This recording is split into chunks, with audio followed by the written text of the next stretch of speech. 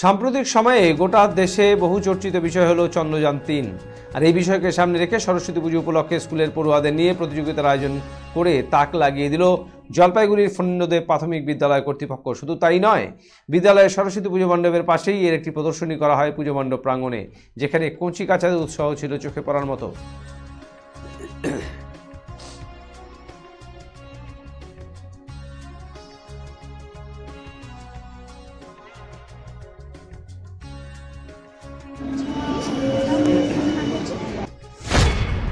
দেখছি সব ছেলেরাই খুব চন্দ্রযান বানিয়েছে, সবকটাই খুব সুন্দর হয়েছে।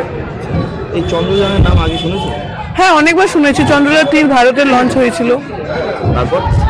তারপর কি এটি খুব সক্ষম মানে সফলতার সাথে এটি ল্যান্ড করে।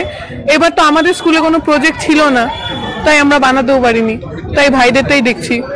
কি বানিয়েছে এরা? এরা সবাই চন্দ্রযানই বানিয়েছে, মানে অনেক রকম করে। কেমন কেমন দেখলে এখানে? সবকটাই খুব ভালো। ভালো দেখলে? কি কি দিয়ে তৈরি করেছে এগুলো?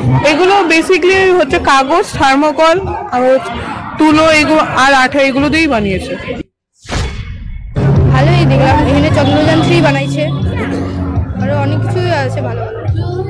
চন্দ্রযান-3 নাম আগে এবার চন্দ্রযান-3 উৎক্ষেপণ হয়েছে, তাই চন্দ্রযান-3 থিমটাকে করেই আমরা আজকে একটা ছাত্রদের মধ্যে ক্লাস 4-এর ছাত্রদের মধ্যে কম্পিটিশন করেছিলাম, যাতে সরস্বতী পূজা বাচ্চারা বেশ আনন্দ পায় আর কিছুটা চন্দ্রযান সম্পর্কে এখানে অনেক কিছু আমাদের তথ্য দেওয়া আছে যা জানতে পারে, সেই জন্য এই থিমটা এবার করা হয়েছে। ইসরো কি কর্মকাণ্ড সম্পর্কে আমরা এই যে দেখেন আমরা সব এখানে